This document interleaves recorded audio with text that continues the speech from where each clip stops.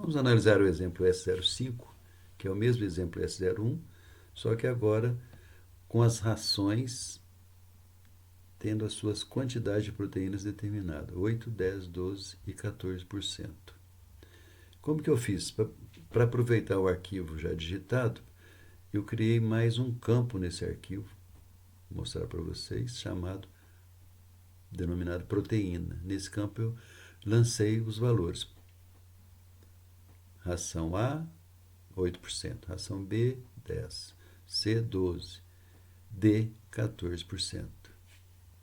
Vamos fechar o arquivo e vamos para análise de variância. Análise ANAVA, abrir o arquivo S05. É um DIC, então vou clicar só nos tratamentos, que no caso são as proteínas agora, fator quantitativo. Adicionar, terminar. Clico nos tratamentos, peço regressão. Como eu tenho 4 doses, 3 graus de liberdade, deixo um para o desvio de regressão, vou marcar o efeito linear e o efeito quadrático, 2 modelos. Variável resposta digestibilidade. Finalizar. Está pronta a análise. Digestibilidade, temos aqui o teste F para dose de proteínas significativa 5% e um coeficiente de variação 3,3. Bom, vamos ver o modelo linear. Os parâmetros beta 0 e beta 1, a estimativa dos parâmetros e o erro padrão, teste T para os parâmetros, igual a 0. Todos dois significativos, então os parâmetros são estatisticamente diferentes de 0. O R2, 95%. A quadrática. Os parâmetros beta 0, beta 1, beta 2. Os testes, veja o teste, o valor P, nenhum significativo, R2, 98. Análise de regressão, efeito do primeiro grau, efeito do segundo, cada um com grau de liberdade, sobrou um desvio. Teste F, significativo apenas para o primeiro grau, quadrática não, desvio não. Então temos a equação linear selecionada, porque ela tem teste significativo para o efeito e um R2 maior que 80.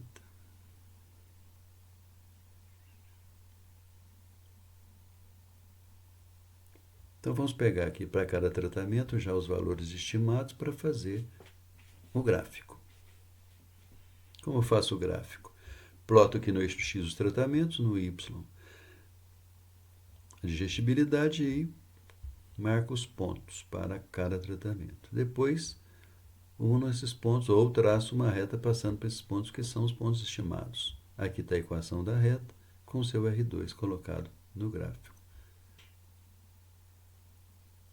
O gráfico finalizado tem o título, digestibilidade aparente média dos carboidratos totais, e o comentário. O experimento apresentou boa precisão, CV de 3,3. A digestibilidade aumenta linearmente com o aumento da dose de proteína, sendo que para cada 1% de proteína, a digestibilidade aumenta 2,8%, que é o valor do B1.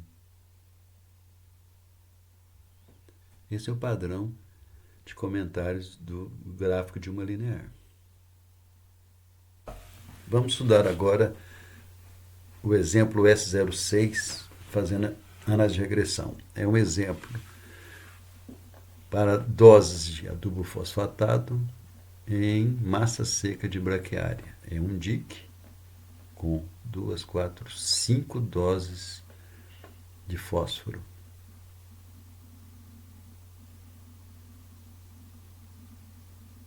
Vamos escolher aqui S06.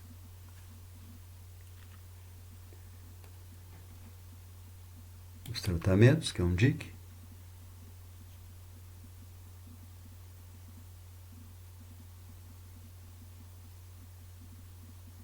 E para as doses, escolher regressão, análise de regressão.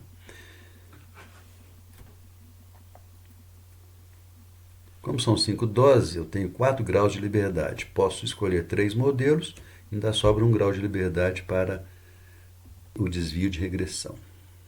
Marquei em sequência, primeiro, segundo e terceiro graus. Variável resposta em massa seca. Está pronta a análise. Vamos ver aqui, massa seca, teste significativo para tratamento, linear, efeito primeiro grau, beta 0 e beta 1. Os valores, erro padrão, teste T para os valores, todos dois significativos, beta 0 e beta 1. R2 maior que 80, bom. O efeito do segundo grau, beta 0, beta 1, beta 2, todos significativos, todos os parâmetros também diferentes de zero. R2, 98,7. Vamos ver o terceiro grau, beta 0, beta 1, beta 2, beta 3. Aqui eu já tenho só o beta 0 e beta 1 significativos, os outros dois não. R2 maior, 99,9. Na análise de regressão, eu tenho efeito do primeiro, efeito do segundo, efeito do terceiro grau e desvio de regressão. Vamos ver os testes. Significativo para o primeiro grau, significativo para o segundo. Então, a linear, a equação do primeiro grau serve, o efeito do segundo grau serve, ou a equação do segundo grau também serve. Do terceiro foi eliminada. Teste F não significativo. Então, agora eu tenho duas opções que eu vou escolher, decidir pelo R2. O R2 da linear, 81%. E o R2 da quadrática, 98,7%. Os dois efeitos significativos, vamos escolher a quadrática pelo maior R2. Vamos ver a figura com a equação. O experimento apresentou boa precisão com CV de 9,9. A massa seca de braquiária aumenta segundo uma quadrática até a dose de 163,6 de fósforo, atingindo a produção máxima de matéria seca de 166,6 gramas por vaso. A partir dessa dose, a matéria seca tende a diminuir lentamente. Como é que eu encontrei esse máximo aí? Esse é um padrão para toda a equação do segundo grau. Mas o ponto crítico, máximo ou mínimo, tem que ser calculado. O precisar não calcula esse valor. Partindo da equação do segundo grau, o valor do ponto crítico é dado por menos B1 sobre 2B2. Então, substituindo aqui por 1,1451, que é o B1, 0,035 negativo, que é o B2, eu tenho 163,6. Esse é o ponto crítico, um ponto de máximo. Ok? Vamos analisar o exemplo S07, que está estudando 5 doses do ácido indol butírico no enraizamento de estacas de uma espécie florestal. Nesse exemplo, ele mediu duas variáveis de resposta, o comprimento da parte aérea e o número de folhas das mudas. Análise, ANAVA, abrir arquivo, exemplo S07. Aqui, as duas variáveis de resposta já estão aqui. Vou clicar só nos tratamentos, porque é um DIC. Clico no A e B, no ácido indol butírico. Peço regressão, porque é uma variável quantitativa. Como são 5 níveis, eu tenho 4 graus de liberdade. Vou marcar 3 efeitos. Ainda vai sobrar 1 grau para o desvio de regressão. Variável resposta, eu marco as duas, que ele já faz as duas análises em sequência.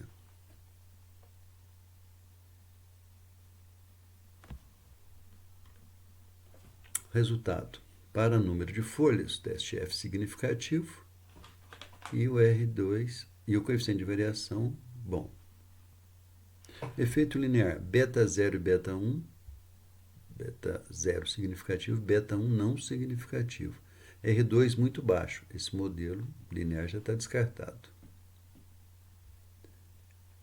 Na quadrática, beta 0, beta 1, beta 2. Só o beta 0 significativo. Coeficiente de variação R2 muito baixo. Modelo descartado também. Terceiro grau, beta 0, beta 1, beta 2, beta 3. Só o beta 0, o beta 1 e beta 2 significativo. Mas o R2 abaixo de 80. Esse modelo vai ser descartado. Vamos ver a análise de regressão. Beta 1, beta 2, beta 3 e o desvio. Nenhum dos efeitos foi significativo. Então, nenhum dos 3 modelos se ajusta ao número de folhas. Então, nós vamos pegar as médias observadas em qualquer uma das saídas, que elas não mudam, para fazer uma tabela de médias. O experimento apresentou boa precisão, CV de 16, para o número de folhas. Na tabela, observa-se que o número de folhas não foi influenciado pelo ácido indolbutírico. Vamos ver o comprimento da parte aérea. Teste F não significativo. CV bom. Com esse teste F não significativo, nem precisaria fazer regressão, mas como nós pedimos, vamos olhar como saíram os resultados. Linear, beta 0 e beta 1, não significativo beta 1. Coeficiente de eliminação pequeno, já descartado a linear. Segundo grau, beta 0, beta 1, beta 2, não significativo nem beta 1 nem beta 2. Coeficiente de eliminação baixo, também sem ajuste. A cúbica, os parâmetros, só o beta 0 significativo. R2 menor que 40. Descartado também o modelo terceiro grau. Vamos ver a análise de regressão. Os efeitos do primeiro, do segundo e do terceiro graus foram não significativos. Então, nenhum dos 3 polinômios serve para explicar o efeito no comprimento da parte aérea. Vamos pegar as médias observadas e montar uma tabela de médias. Todas iguais, porque o teste F foi não significativo para tratamentos. E o resultado, o experimento apresentou boa precisão, CV 16,6%, mas não houve efeito do ácido indolbutírico no comprimento da parte aérea. Posso dizer que não houve efeito, porque eu tenho a testemunha 0. Todos os resultados igual a testemunha, então nenhum efeito das doses. Pronto. Terminamos.